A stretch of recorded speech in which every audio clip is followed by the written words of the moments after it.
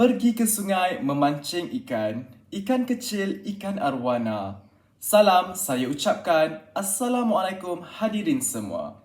Saya Ahmad Zarfan bin Muhammad Zairi dari kelas Matematik 3, PPSMP Ambilan Jun 2023 Keluaran 2028. Hari ini saya akan membincangkan mengenai isu sempadan dalam negara dan juga konflik-konfliknya, dan juga topik yang kedua adalah berkenaan dengan isu-isu ekonomi dalam negara kita. Baiklah, topik pertama iaitu isu sempadan dalam negara. Okey, isu sempadan dalam negara kita adalah bukan satu benda yang asing lagi. Beberapa insiden pencerobohan ke dalam sempadan Malaysia adalah melalui darat, laut dan juga udara. Malaysia sering kali dan pernah menghadapi pencerobohan dalam pelbagai bentuk seperti penyeludupan, pemerdagangan manusia, pencerobohan nelayan-nelayan asing dan pencerobohan dalam pelbagai bentuk. Faktor ini telah menyebabkan Malaysia adalah negara yang kurang selamat. Dan oleh itu, pembentangan saya pada hari ini akan mengupas sedikit mengenai isu sempadan dalam negara kita. Salah satu isu yang saya utarakan sebentar tadi adalah mengenai pencerobohan melalui laut. Di Asia Tenggara, kita sering kali berdepan dengan pertikaian wilayah yang berakar umbi dari konflik perebutan bidang kuasa maritim. Oleh itu, pulau-pulau kecil menjadi subjek utama untuk kewujudan konflik antara negara di rantau ini. Sebolehnya, negara akan cuba untuk mempertahankannya kerana risau akan wujud implikasi dari aspek domestik, ekonomi dan juga wilayah. Apabila pemimpin gagal untuk mendapatkan sebuah wilayah itu, ia akan memberi satu image bahawa seorang pemimpin itu adalah berpotensi memimpin negara itu dengan keadaan yang lemah kerana mereka tidak dapat menguasai wilayah ataupun kawasan tersebut dengan jayanya. Pertikaian dan konflik ini terbahagi kepada 3 pulau. Yang pertama ialah Pulau Ligitan di Sipadan, kedua ialah Pulau Spratly dan ketiga ialah Pulau Batu Putih yang kita akan bincangkan sebentar lagi. Baiklah, saya akan membincangkan mengenai konflik Malaysia dan juga Singapura ke atas tuntutan pemilikan Pulau Batu Putih ini. Baiklah, kita pergi kepada pengenalan kepada Pulau Batu Putih dahulu. Okey, Pulau Batu Putih ini merupakan sebuah batu tunggul yang mempunyai keluasan berukuran seperti sebuah padang bola sepak yang terletak di Selat Singapura yang menghadap ke arah Laut Cina Selatan. Singapura merujuk ke atas pulau ini sebagai Pedra Branca yang bermaksud batu putih dalam bahasa Portugis. Ia dinamakan sebagai Batu Putih kerana ia terdapat sekelompok burung camar laut yang mendiami pulau ini pada masa lalu. Pulau Batu Putih ini terletak berhampiran dengan pulau-pulau sekitarnya seperti Batuan Tengah dan Tubir Selatan yang menjadi subjek utama mengenai pertindihan antara Singapura dan juga Malaysia yang dibicarakan menerusi Mahkamah Keadilan Antarabangsa. Sebab utama berlakunya ataupun punca berlakunya konflik Pulau Batu Putih ini adalah kerana pada tahun 1979, negara Malaysia telah menerbitkan satu peta rasmi yang baharu yang mana memasukkan Pulau Batu Putih ini ke dalam wilayah perairannya. Namun begitu, jarak Pulau Batu Putih adalah lebih jauh dari titik terdekat Singapura, iaitu di Changi, iaitu terletak 46 km. lebih kurang 25 batu nautika berbanding hanya 14.3 km iaitu 7.7 batu nautika dari Johor. Perebutan ini telah menyebabkan kebangkitan kemarahan yang begitu melampau kepada negara Singapura kerana mereka telah diberikan hak pengurusan terhadap Pulau Batu Putih ini. Seterusnya, kita pergi kepada hujah antara dua buah negara ini iaitu Malaysia dan juga Singapura dalam mendapatkan Pulau Batu Putih ini. Okey, kita pergi pertama iaitu hujah negara Malaysia. Ia terbahagi kepada tiga iaitu pertama, Perjanjian Inggeris-Belanda pada 17 Mac dan Perjanjian Crawford pada 2 Ogos 1827. Yang kedua ialah Kedaulatan Kesultanan Johor dan yang ketiga ialah Pernyataan Pihak Koloni British. Okey, yang pertama iaitu Perjanjian Inggeris-Belanda pada 17 Mac dan juga Perjanjian Crawford iaitu pihak negara Malaysia mengatakan bahawa dalam Perjanjian Inggeris-Belanda 17 Mac dan Perjanjian Crawford 2 Ogos 1824, Kesultanan Johor telah menyerahkan Singapura, pulau-pulau serta kawasan perairan di sekelilingi kepada pihak British dan penyerahan ini adalah tidak termasuk Pulau Batu Putih. Seterusnya kita pergi kepada Kedaulatan Kesultanan Johor. Pada tahun 1844, Temenggung dan Sultan Johor ketika itu memberi kebenaran secara bertulis kepada British untuk membina rumah api di atas pulau tersebut. Peristiwa tersebut dapat membuktikan bahawa kedaulatan dan penguasaan di perairan Pulau Batu Putih.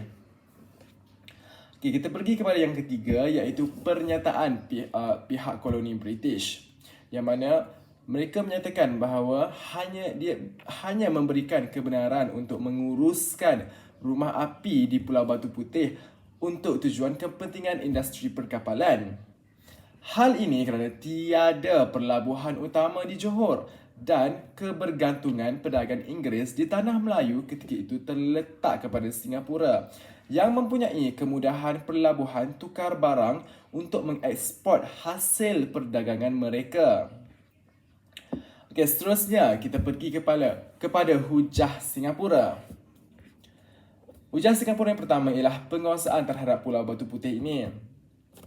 Pihak Singapura mengemukakan dakwaan bahawa mereka telah menguasai Pulau Batu Putih ini sejak tahun 1840-an tanpa sebarang tentangan pun serta halangan daripada pihak Malaysia.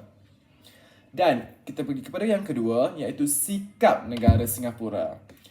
Pihak Singapura adalah bersikap berdiam diri dan ingin mengelak daripada menggunakan pendekatan konfrontasi oleh Malaysia berdasarkan semangat setia kawan antara dua negara ini.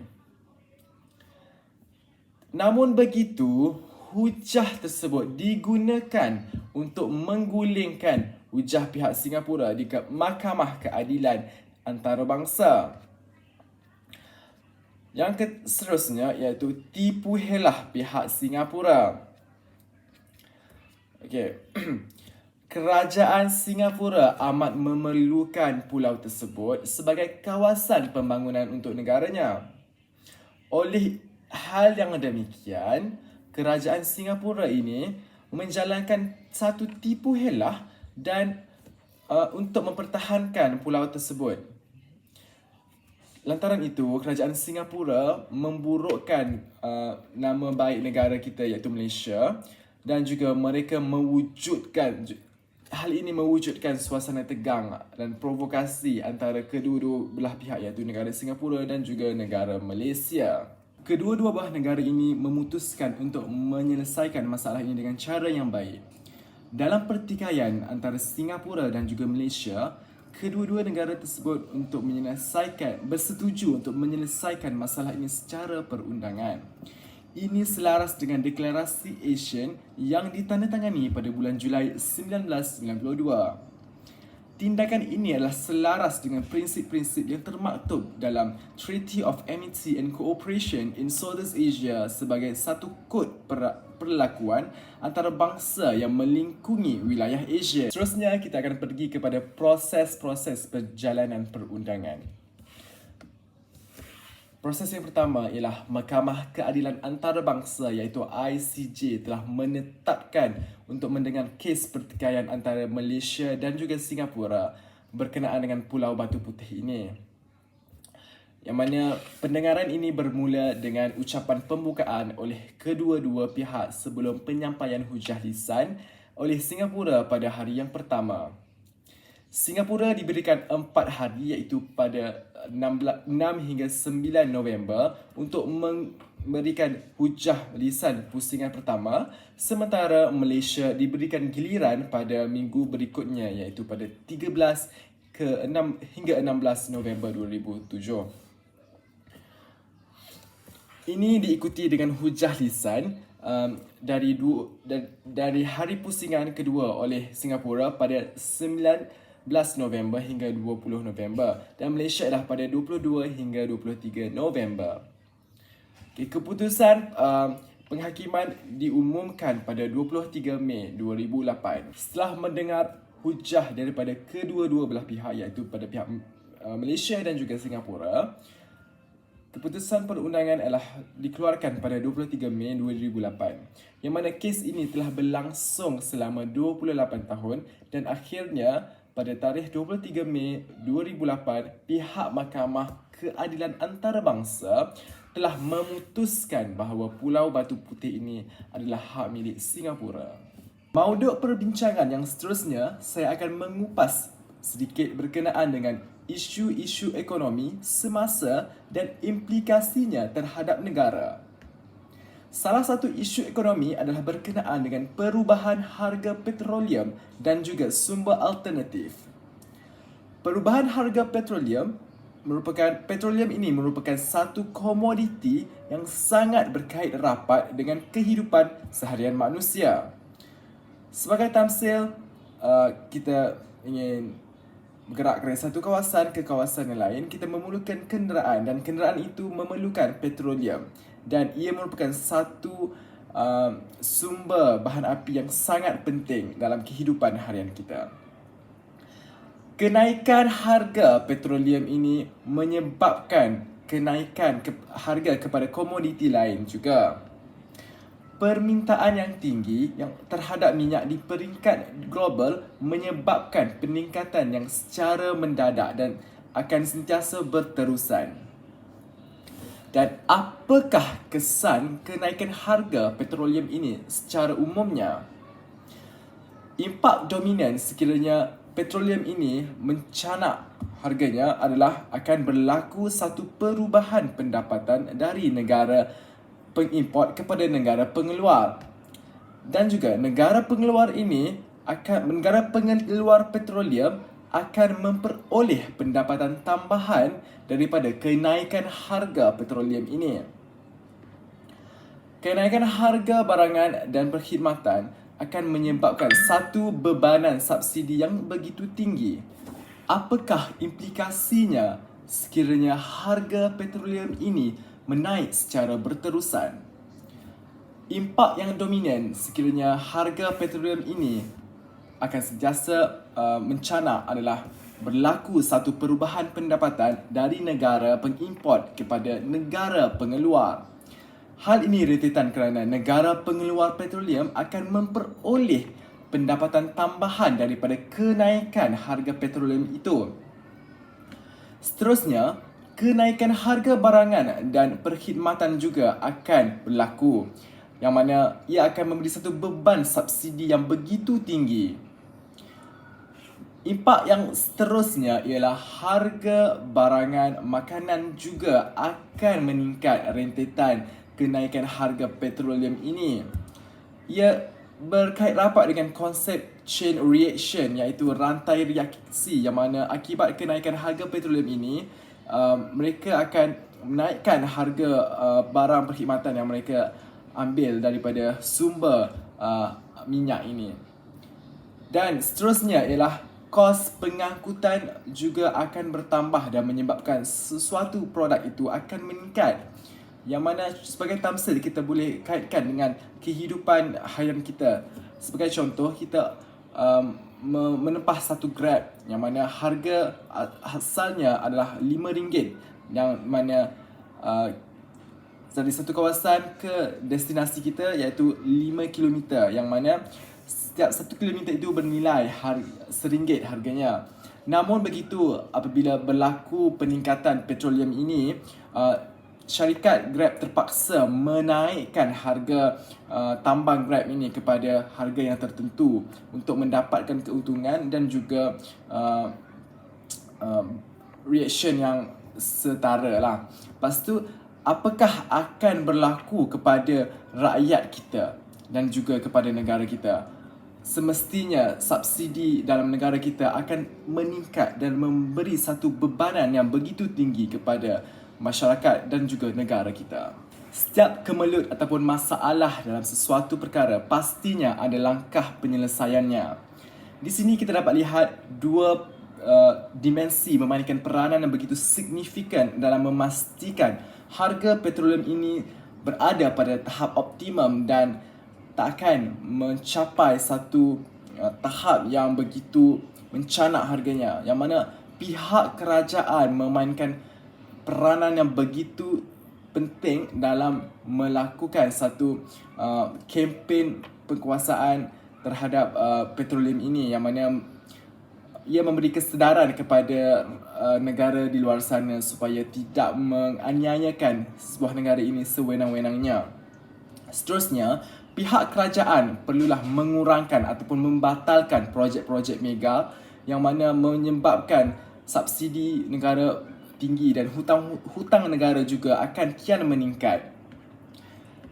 Seterusnya ialah rakyat juga memainkan induk yang dominan dalam memastikan harga petroleum ini berada pada tahap yang stabil, yang mana rakyat perlulah merancang perbelanjaan yang sepatutnya, di mana kita perlulah membeli minyak pada secara pukal supaya tidak berlaku perebutan dan juga masalah yang tidak diingini. Sebagai tamsilnya, jika kita beli minyak dengan pukal, kita boleh menjimatkan wang dan juga menjimatkan masalah yang melanda dalam negara kita, iaitu krisis petroleum yang begitu dikatakan serius pada masa ini. Seterusnya, rakyat juga perlulah bijak dalam mengatur strategi untuk tidak membazirkan penggunaan minyak ini secara sewenang-wenangnya, kerana hal ini akan menyebabkan kekurangan sumber bahan api, yang mana ia merupakan satu bahan yang begitu penting dalam kehidupan harian kita. Untuk sebagai contohnya, saya ambil, jika kita ingin membawa kenderaan, kita memerlukan bahan api petroleum ini untuk kita mencapai satu destinasi kita. Jadi sebagai rakyat Malaysia, kita perlulah cakna dan tekun terhadap masalah krisis petroleum ini supaya ia dapat diselesaikan dan ditangani dengan jayanya. Sekiranya kedua-dua pihak ini, iaitu kerajaan dan juga rakyat, memainkan peranan yang begitu signifikan, tentunya obligasi negara untuk mengurangkan harga petroleum ini akan berjaya, dan seterusnya meletakkan negara Malaysia duduk sama rendah dan berdiri sama tinggi bersama dengan negara-negara yang maju yang lain. Sekian sahaja mauduk perbincangan saya pada hari ini. Assalamualaikum warahmatullahi wabarakatuh.